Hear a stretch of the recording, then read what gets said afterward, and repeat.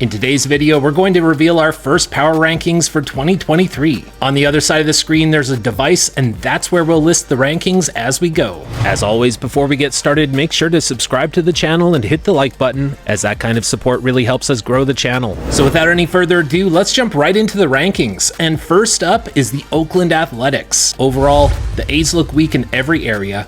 Weak lineup, weak rotation, weak bullpen. The system is in desperate need of help. And unfortunately, 2023 doesn't look like it's going to be any different for Oakland fans. At 29, we have the Washington Nationals. A lot can change in a few years. These guys were the 2019 World Series champions, and that feels like it was a decade ago. There is some hope for the future with prospects like CJ Abrams, and the sooner they have a new owner, the faster the Nationals rebuild will happen, but in the meantime, they're stuck in purgatory. At 28, the Cincinnati Reds. A few years ago, the Reds had some momentum. They were loaded with talent and some highly touted prospects. Since then, anyone of value has been traded away except for Joey Votto. This is another team that's in desperate need for new ownership and a new front office. This team has been run into the ground. Hopefully this year we'll see a bounce back from Jonathan India, maybe even Nick Senzel. And we'll look forward to their top prospect, Elly De La Cruz, hopefully making his debut sometime this summer, but there's not a lot of hope for Reds fans right now. Cincinnati definitely deserves better than this. At 27, we have the Detroit Tigers. The good news, things are improving. The bad news, they're not improving fast enough. That said, over the past year, the Tigers have added shortstop Javi Baez and outfielder Austin Meadows. They traded away closer Gregory Soto this past offseason, as they should have, and in that deal, they received Matt Verling, an outfielder who should be very helpful to them almost immediately. And they have some good young players who are already in the majors, like center fielder Riley Green and first baseman Spencer Torkelson, who was one of the top prospects in baseball just a couple years ago. Their rotation does have some upside. They've got Casey Mize, Matt Manning, Tarek Skubal, Eduardo Rodriguez, and Spencer Turnbull. But unfortunately, they're going to be without both Mize and Skubal for most of this year due to injuries. So unfortunately, this looks like another lost year for the Tigers. At 26, the Colorado Rockies are still not really going anywhere, and it's hard to say exactly what their identity is right now as a team. Beyond German Marquez and maybe Kyle Freeland, there's not a lot there in their rotation. Meanwhile, their lineup heavily depends on Chris Bryant being healthy, and that's easier said than done. Look, there's no other way to say it. This team is a mess, and they need a new owner, they need a new front office, they need an identity. At 25, the Kansas City Royals.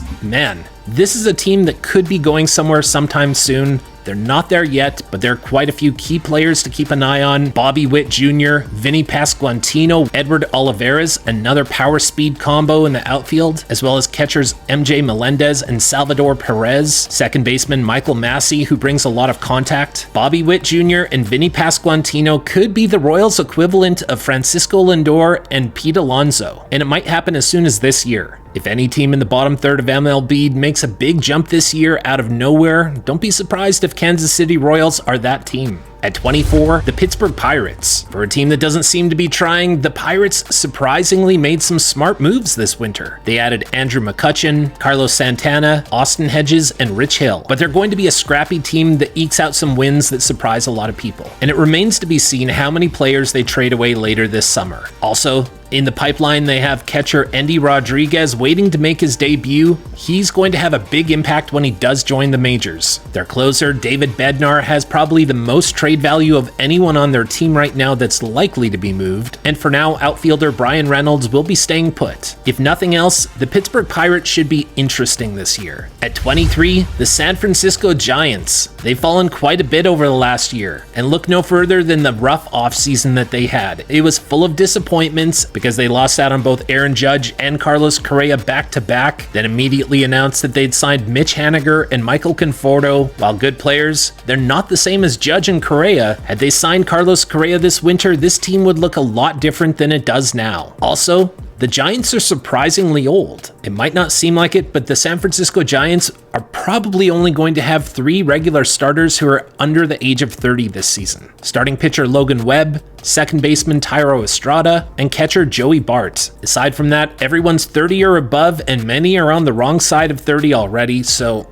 we'll have to wait and see what happens with the Giants this year, but I'm not holding my hopes up that they're going to be competing in the NL West. At 22, the Boston Red Sox. The good news is they extended third baseman Rafael Devers. The bad news, they lost Xander Bogaerts. As a result, the Red Sox are currently in no man's land, especially after losing Trevor Story to Tommy John surgery. He'll be out most of this year, if not the entire year. Boston's not moving ahead, they're not moving backwards, they're kind of stuck in no man's land, and as a result, they're just in the way. They brought in Justin Turner to be their DH. He's 38 years old. He had a good season last year, but he was platooned a lot, so his stats actually look better than they actually are. Now, I don't think anyone's expecting that Boston's going to be competing in the AL East, but nevertheless, they still bulked up their bullpen for some strange reason. They brought in Kenley Jansen and Chris Martin, both effective closers. Now, a team like this is probably going to be in the mix for a lot of save opportunities due to a lot of close games, so Jansen and Martin might have a good year as a result, but I don't see the Red Sox having a good year. At 21, the Arizona Diamondbacks. There's a lot to like about this team, but there's just not enough right now to rank them higher. Center fielder Corbin Carroll could be a Rookie of the Year candidate right out of the box. They also have right fielder Jake McCarthy, who had a good second half last year. There's some promise there. Catcher Gabriel Moreno from the Blue Jays. Starting pitcher Zach Gallen, who's one of my favorites. He's one of the best pitchers in the second half last year. The problem is the rotation is very shallow and that bullpen is paper thin. The Diamondbacks have a bit of a youth movement right now, but the team is becoming more expensive, so the rebuild continues for yet another year. At 20, the Chicago White Sox. Now the good news, Tony La Russa's gone. The bad news, he wasn't to blame for all of their problems last year. A year ago, they were the AL Central favorites. Some people even had them in the mix for the World Series, but then the 2022 season exposed a lot of their weaknesses. They've moved Eloy Jimenez to their DH. That's great. It's going to save his knees some wear and tear and keep him in the lineup more often. It's a deadly lineup if everyone is healthy and stays on the field. At first base, they're going to try and replace Jose Abreu's production with Andrew Vaughn. He's a former top prospect, a good bat. We'll see what he does this year now that he has a full opportunity and he's no longer being thrown out into the outfield. The White Sox made some moves this offseason, but not as many as the Guardians and Twins, and I think they fell behind both teams as a result. At 19, the Baltimore Orioles. Baltimore was one of the hottest teams in the second half last year, and in fact in the second half they had the 5th best record in the American League. This past offseason was naturally a great time for them to stock up and make some moves. They needed upgrades in the form of Carlos Correa, Carlos Rodon, Brandon Nimmo, Taijuan Walker, Zach Eflin, and there's a long list of free agents who they could have considered that would have been great fits for this team. Sadly, the Orioles passed on that opportunity and didn't do much with this offseason. Their youth movement is underway. They've got Adley Rutschman already as their catcher, Gunnar Henderson at shortstop. Top pitching prospect Grayson Rodriguez should debut this year, but this year it would be rather surprising to see the Orioles in contention or finishing like they did last season. At number 18,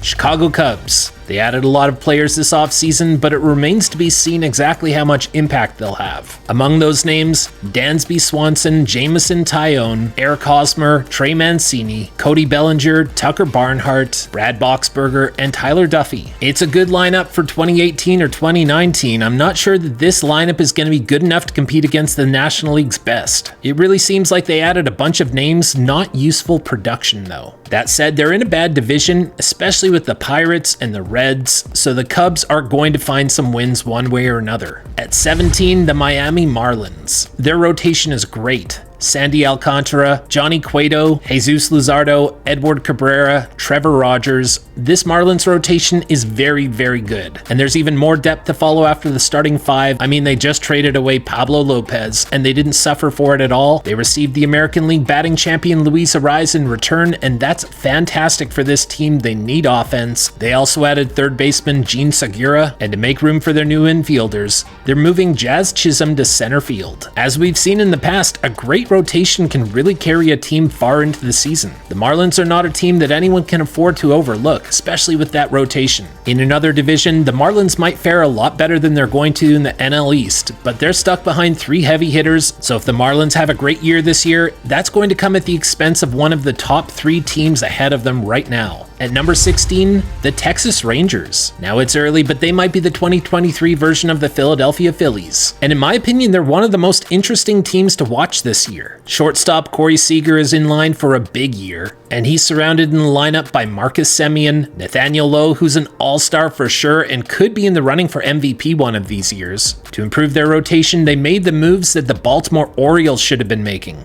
They signed Jacob deGrom, Nathan Eovaldi, and Andrew Heaney. Their outfield is currently their biggest weakness. Signing free agent Jurickson Profar, who at the time of filming is still a free agent, that would be a great move for the Rangers, and it would bring Profar back to the team that originally brought him into the majors. In the meantime, down in the minors, they have Jack Leiter and Kumar Rocker waiting for their turn in the rotation. The Texas Rangers are definitely a team to watch in 2023. Into the top half of the power rankings. At number 15, the Los Angeles Angels of Anaheim.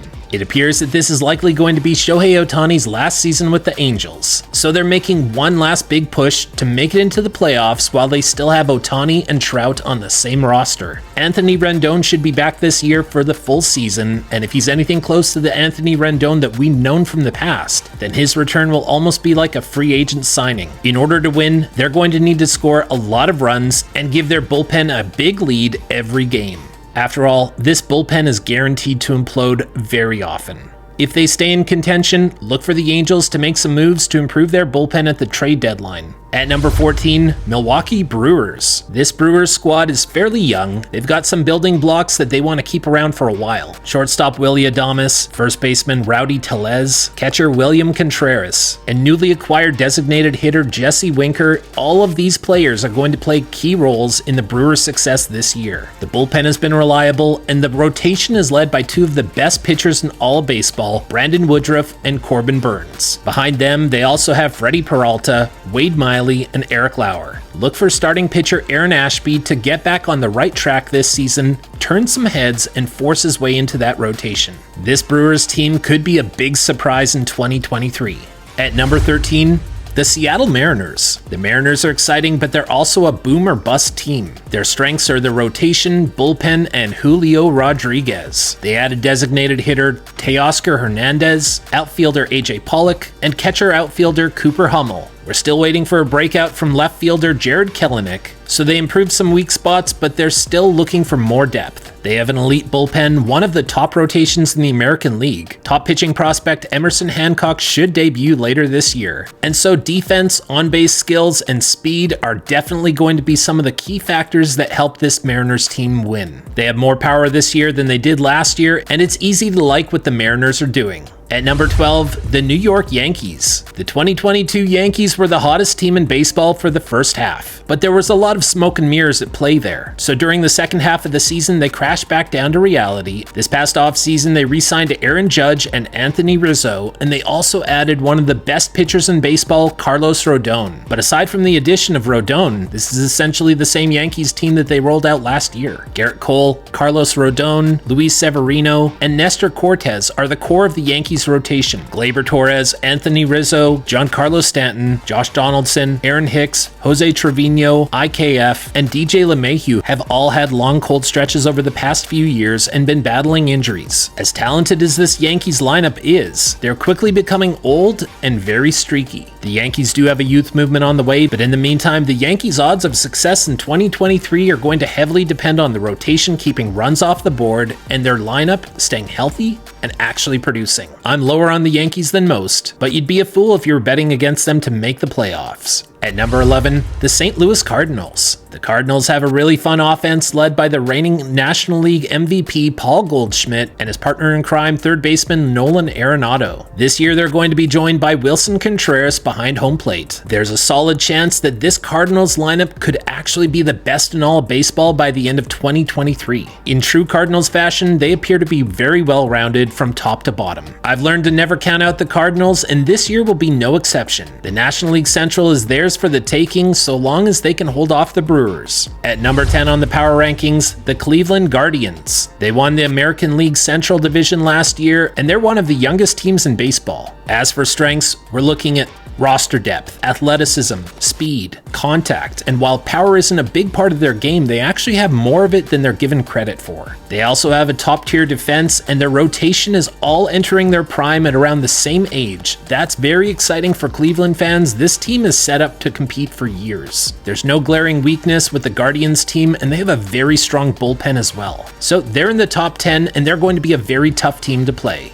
At number 9, the Minnesota Twins. I expect the Guardians and Twins to battle back and forth all this year, especially now that the Twins have reinforced their lineup and their rotation. The Twins were in first place in the AL Central for most of last year until the second half hit and all the injuries started to add up. As a result, throughout the second half of baseball last year, they had the third worst record in the American League. So when the season ended, the Twins hired Oakland's athletic trainer, Nick Paparesta, who has an excellent track record of keeping players healthy. Also, Carlos Correa is back and he's focused on winning in Minnesota. Mostly everyone is now back to full health. Some of the key players who were injured for most of 2022 are either back or will be soon, and that includes superstar Byron Buxton, second baseman Jorge Polanco, outfielders Max Kepler, Alex Kirilloff, and Trevor Larnach, as well as top prospect Royce Lewis and pitcher Kenta Maeda. The Twins had a lot of holes last season, and they spent their offseason filling those needs. Catcher Christian Vasquez will give this team a lot more stability behind the plate and get the most out of their rotation. They also traded for Pablo Lopez, Kyle Farmer from the Reds, and Michael A. Taylor from the Royals. Lopez adds to a very deep rotation, while Farmer and Taylor are respectively infield and outfield depth for the Twins, and that's a key point because it's going to allow the Twins to rest Carlos Correa and Byron Buxton as much as necessary. They traded away the batting champ Luis Arraez, but he had no position to play in Minnesota, so he was a spare part that they could afford to trade away. And they did so to improve their rotation. When the season starts, the Twins should be very well rounded, and even then, they're still going to have some top prospects joining them later this year, including Royce Lewis, Brooks Lee, and Edouard Julien. Third baseman Jose Miranda might be in line for a big breakout this year. Byron Buxton is fully healthy, he will likely DH a lot more often, and the Twins outfield is loaded and deep, so even when Buxton takes a rest day or DHs, the Twins outfield won't suffer at all. Carlos Correa finished the 2022 season on fire, and he's looking to carry the Minnesota Twins into the playoffs for the first time in a while. The Twins have baseball's best defensive outfield and a very solid defense in the infield as well. This is one of the deepest rosters in baseball. They have a solid rotation, a top 4 bullpen, and an improved lineup, so it's very likely that the Minnesota Twins will be in contention this year. At number 8, the Philadelphia Phillies. They'll be without Bryce Harper for the first half of the season at least, but they signed Trey Turner, one of the biggest free agents in all of baseball. Their infield defense has improved dramatically, and even without Bryce Harper in the lineup, the Philadelphia Phillies are a very good team. Their rotation is top 5 in the National League, and their bullpen has been a problem for the last few years, but they might have found some stability with some of the signings they did this past winter. That remains to be seen. In the meantime, they also have top pitching prospects Andrew Painter and Mick Abel waiting in the wings. The NL East will be a dogfight between the Mets, the Phillies, and the Braves. Who knows how it's going to play out, but we should expect that all 3 teams will be making a case for the top 10 this year. At number 7, the Tampa Bay Rays. The Rays are very solid all around. Each year, they work their magic and surpass all expectations, so we're not overlooking them this year. They're a young team on the rise, and they only made one significant free agent signing, Zach Eflin, former top prospect Wander Franco. At the time of filming, Franco is still only 21 years old.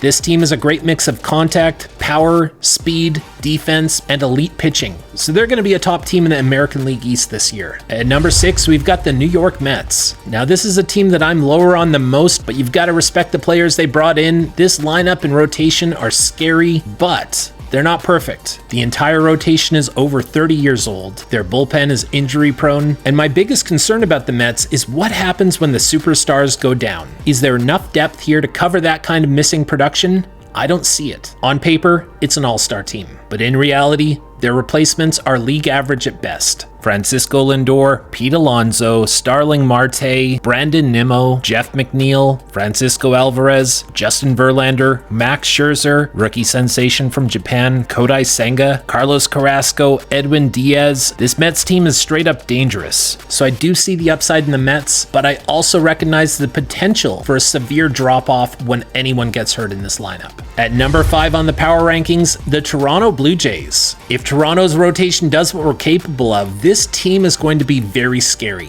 and they might even be a threat to win it all. They targeted athletic outfielders this past offseason, adding Dalton Varsho and Kevin Kiermaier to the list. They'll fit in right alongside George Springer, and that's one of the top outfield defenses in all of baseball right there. And better yet, they're strong defensively around the entire field. When you consider the offensive upside of Vlad Guerrero Jr., George Springer, Bo Bichette, Alejandro Kirk, Dalton Varsho, Matt Chapman, Brandon Belt, Whit Merrifield, and Danny Jansen, the Blue Jays will be tough. Their rotation is Alek Manoah, Kevin Gausman, Jose Barrios, Chris Bassett, and Yusei Kikuchi. And they also have some high-end pitching prospects who should debut later this year, so the Blue Jays are deep. Overall, the Blue Jays are a solid team. At number 5, the Los Angeles Dodgers. They lost a lot of players this past offseason, and they're still looking pretty good. Some of those names they lost: Trey Turner, Tyler Anderson, Cody Bellinger, Chris Martin, Andrew Heaney, Justin Turner, Craig Kimbrell, and Tommy Kahnle. But they also added JD Martinez and Miguel Rojas. And despite all of what they lost, this Dodgers core is still intact. Mookie Betts, Freddie Freeman, Will Smith,